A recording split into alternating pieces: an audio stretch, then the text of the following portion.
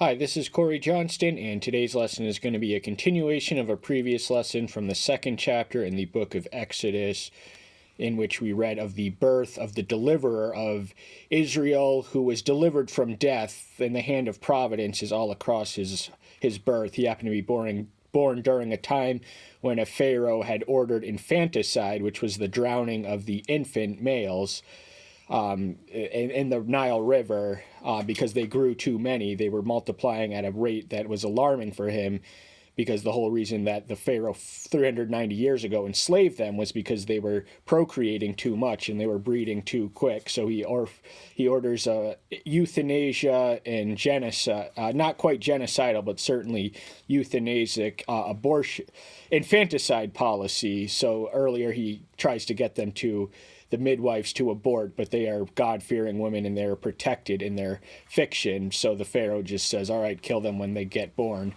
So that is the order, but there are a husband and wife from the tribe of Levi, the mother who conceives and sees that it is a lovely child.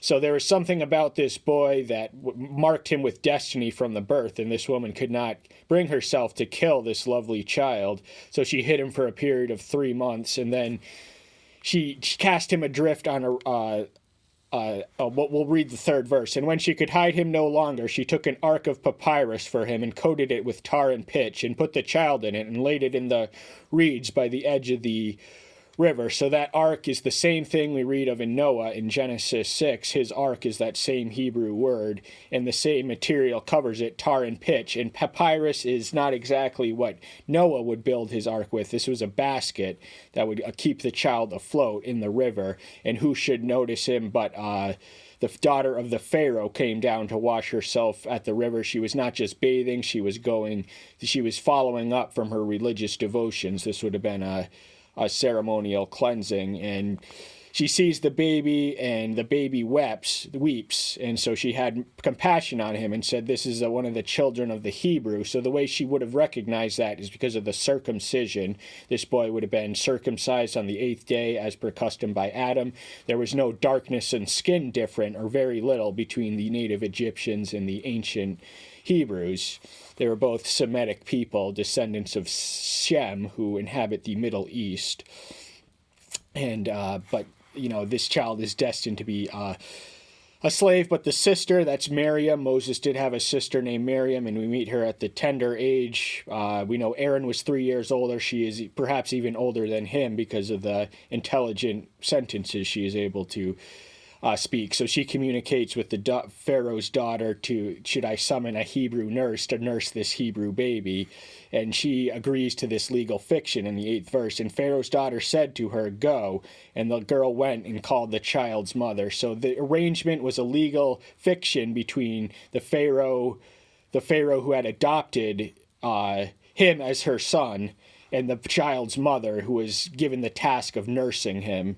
So she sucked him, and he fed at her breast and nursed him to life. But then she agrees to pay the wages. But once he's weaned off the teat, then he is in the Pharaoh. He is raised in royalty in the palace life. So that's where he grows up. And the child grew, and she brought him to Pharaoh's daughter, and he became her son. And she called his name Moses, saying, because I have drawn him out of the water. So Moses' name is not Hebrew, it is Egyptian in language. In the way that it's spelled, it appears prolifically in a lot of the monarchs of the 18th dynasty when he was likely born. So these would have been Amos and Ramses. We read his name, and the Mesis is significant to that effect. So we're going to get started with the 11th verse. But his name translates as being drawn out, so that references the manner in which he was born. He was drawn out from the basket onto life. And now we're going to do verses 11 through 25, complete the chapter. This episode, now the life of Moses, can be conveniently categorized into 3 40-year periods, the first 40 years of which he spent his life in Egyptian royalty. The next 40 years he spent as a Midianite shepherd, and this chapter covers those two periods. And then in the third chapter is when he is visited by the bush. This is the most dramatically exciting and portion of his biography, the final 40 years of his life, where he became Israel's wanderer. So at the tender age of 80 years old, he became the greatest figure in Jewish history and would remain as such to this day. And in those days it came to pass, when Moses was grown, that he went out to his brothers and looked at their burdens, and he saw an Egyptian beating an Hebrew, one of his brothers. So at some point, the text doesn't say when, Moses came to an awareness that he was a Hebrew, that he was adopted, and he belonged to a people who were enslaved. And he was privileged he was just the lucky one who escaped and had all this comfort and luxury. But he identifies in the abstract with the slave labor. As a child, he would have been protected from the sights of this, we can imagine. But eventually, a child goes out into the world and he sees, Hebrew slaves, and he recognizes that he is a Hebrew. So one day he takes it upon himself. This is when he is 40 years old, 40 years after the basket episode. So he is a mature adult, and as such he would have been raised in royalty and would have had advanced education and exposure to culture and refinement that he would not have as a Hebrew slave. So this prepared him and equipped him, because he was a man accustomed to command and control. Because at royalty he would have had such privileges and prerogatives as an adopted son of Pharaoh's daughter. So he turned this way and that way, and when he saw no one, he smote the Egyptian and hid him in the sand. So Moses technically murdered him, if not manslaughtered him. This is a debate. In any case, he certainly killed the Egyptian, whether he was in defense. But he made sure the coast was clear when he killed him. But then the secret is out. The secret is exposed when he tries to intervene among his Hebrew brothers. So this Egyptian was oppressing the Hebrew because he was the slave master. He had that was his job. And but so he's questioning why these two Hebrews are fighting, and they accuse him. We're going to read, do you intend to kill us like you did the Egyptian the other day? So he runs away for a period of 40 years and eventually finds himself while fleeing. And he went out the second day and saw two Hebrews fighting. So he said to the one who did the wrong, "Why do you smite your neighbor?" So you're getting your backs broken and whipped and pelleted by the Egyptians all day, every day, and throughout the day. Every slave would have been beaten at least once. And so, but why are you beating up on why are you using physical force against your brother, your equal, your brother, your Hebrew brother? Why are you treating him like a less than by using physical force against him? And he said, "Who made you a head and a judge over us? Do you intend to slay me as you slew the Egyptian?" And Moses feared and said, "Truly the matter is known." So he has the instant awareness of the complete exposure, and eventually we hear the word reaches Pharaoh in the next verse. But for even this, before the word even reaches Pharaoh, the word is out. He thought no one was looking, but someone was, and they all had a witness that he killed the Egyptian. And so, are you who put you to head and judge us? That word "judge" is the word which forms the book of Judges. Before Israel became a monarchy, they were ruled by judges. These were people with authority, command, and control, but not royalty. There was nothing hereditary about their office. But there was prophecy in his rebuke. So 40 years later, he does return as their ruler and their judge. And Pharaoh heard of this matter, and he sought to kill Moses. But Moses fled from the face of Pharaoh and dwelt in the land of Midian, and he sat down by a well.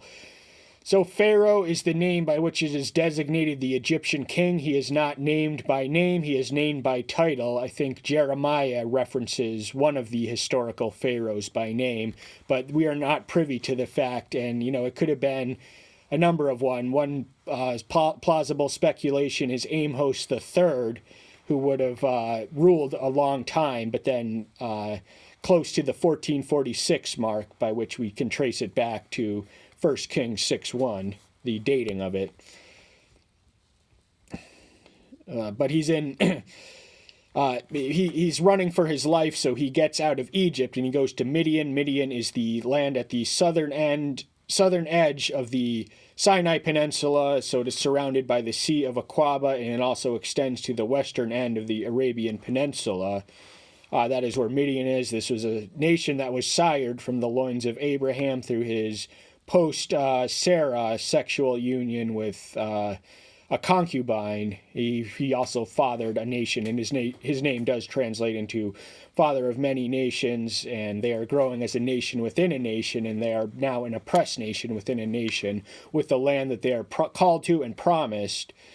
But the problem is that they're stuck in slavery, and who's going to get them out? And Moses tried to take matter in his own hands. He tried to, equalize the Hebrews by killing an Egyptian who had beaten up or oppressed his Hebrew brother. But all he did was, take matters into his own hands, and that led to nowhere productive and nowhere far and nowhere necessary. But it was necessary in the sense that it brought him out into Midian, where he resolved his identity crisis. Moses didn't know who he was for the first 40 years of his life. He was too Hebrew for the Egyptians, and he was too Egyptian for the Hebrews. He didn't quite fit in anywhere. But in the land of the stranger, he is met there and welcomed there, and he makes a new life and finds a new home for the next 40 years of his life. Gone are the palace and the mansions and the luxury, and he is now a shepherd amongst Midian. So just like David was called from the sheep pen to the throne, so too would Moses be called from the sheep pen to lead his nation out. And he had the familiarity of the protocol, being raised in royalty, to approach the Pharaoh and to address a petition to him. But the priest of Midian had 7 daughters, and they came and drew water, and they filled the troughs to water their father's flock. So this priest of Midian, now this was a legitimate priest. His name is reflective in the Hebrew language. We read his name as Reuel in the 18th verse and Jethro in the first verse of the 3rd chapter. Reuel translates as friend of El, and that's how Moses was described. He was described as a friend who talked to Yahweh as a friend speaks to a friend face to face, eye to eye. And this man had 7 daughters, and Moses intervenes to their father's satisfaction. But the shepherds came and drove them away. Then Moses stood up and came to their rescue and watered their flock. So Moses stepped in when these male shepherds, they saw 7 daughters, and they were unprotected females in the ancient world. So these shepherds scatter them away, and then another man intervenes for their sake and on their behalf, and he personally provides the provision of the watering of their flock. So this man is good with the father almost instantaneously. He takes a liking to this man, and much as the mother just knew there was something special in the lovely child who was born to her, he had that, perhaps, the same first impression on Jethro. So he's in tight with him. He eventually marries his daughters and has 2 sons through her.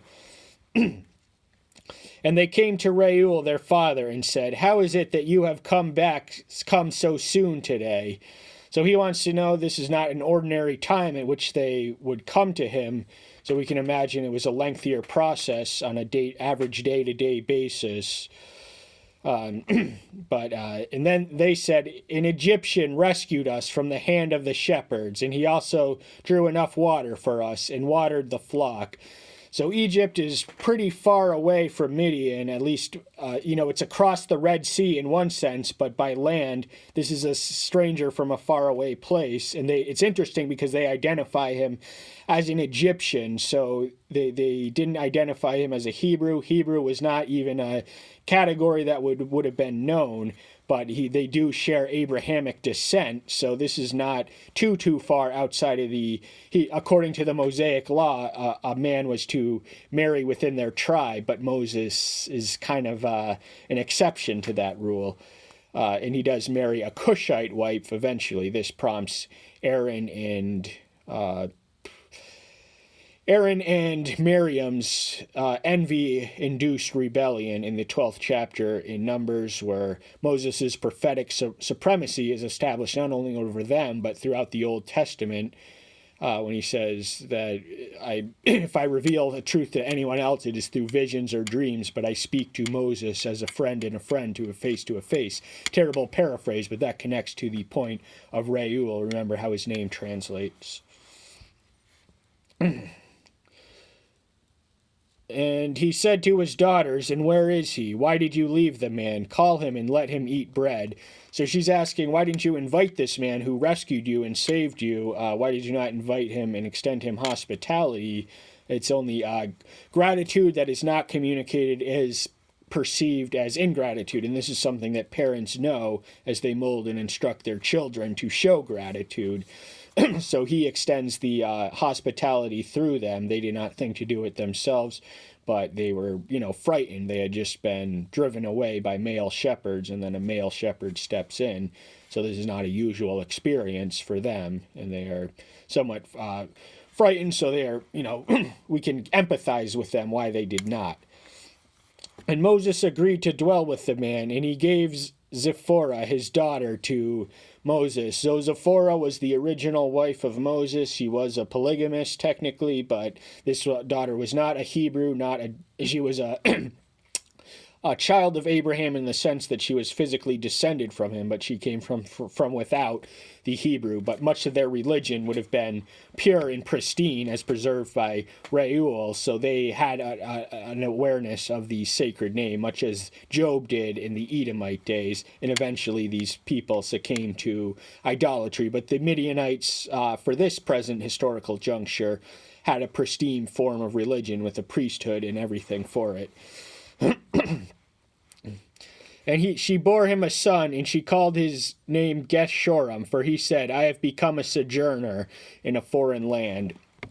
So much as Abraham was called to be a sojourner, so too was Moses. He was to be a Hebrew in a Midianite land who had been raised an Egyptian, but now he's in another land. So this is the second significant phase of his life. We don't know when this event happened, but what takes place in the second chapter and the third chapter, 40 years elapses between now and then. But, the name Gershom is perhaps not Hebrew as well, either is Moses. The name Gershom, I'm not familiar to what it translates as in what native language. And it came to pass after these many days that the king of Egypt died, and the children of Israel groaned because of the slavery, and they cried out, and their cry came up to Elohim because of the slavery. So the death of a monarch did not stop their agony. Whoever this Pharaoh was, his predecessors continued and perhaps even expanded on the oppressive policies that he had inherited of oppressing the Hebrews with backburning quotas, backbreaking labor, and these impossible quotas. We read that this Pharaoh, who reigns for about 6 years before he lets the people go, but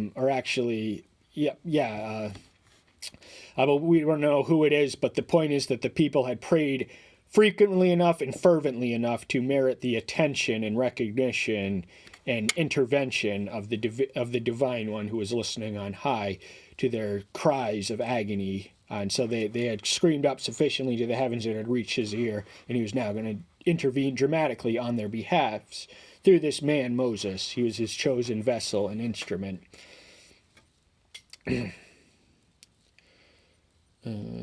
Their cry came up to Elohim because of their slavery. So that is the reason they're crying, because they are, not enjoying it while it's taking place and not enjoying the fact that they never know freedom throughout their lives.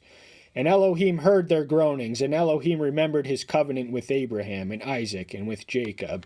So this brings the nation back to the beginning, the patriarchs. Abraham was the father of the Jewish nation, and his legitimate son, Isaac, was the one to whom the blessing would pass as well. And Jacob Jacob was the younger born of the twin, whose older twin Esau. He was born clutching his leg, but he was the one who was destined and chosen to be the leader of the chosen people, and they are all descendants of him. And Jacob was the one who went down to Egypt when Joseph had situated himself at the right hand of Pharaoh's throne, and then a Pharaoh rises to the throne who knows not Joseph, and the 75 that came down had multiplied sufficiently to alarm the Pharaoh at the prospect of, if a war broke out, they might side with our enemies. These might be enemies within our wall. And Elohim looked on the children of Israel, and Elohim knew. So he knew the whole time, for 430 years to be exact, according to Exodus 12:40, they were engaged in oppressive, backbreaking slave labor. But they probably thought that they were forgotten and forsaken, because they, from the moment they were born, at least till they were, of a reasonable age, perhaps 7 years old, all they knew was the life of the slave. And but their agony and the promise that had been delivered. Now, he did promise Abraham that for a period of 400 years, that was a round number in Genesis 15, that his descendants would be enslaved in Egypt. But he also promised them that from they would be led out and establish the nation in the land that had been promised to each one of those patriarchs. They had all lived in Canaan and were told to look at the land that I'm giving to your descendants. But then Joseph was the one who settled the family in Egypt and eventually enslaved them. That's all the time we have for today. Thank you so much. I'm so glad you're here. Stay tuned until next time. I'll see you soon. Take care until then. Bye-bye.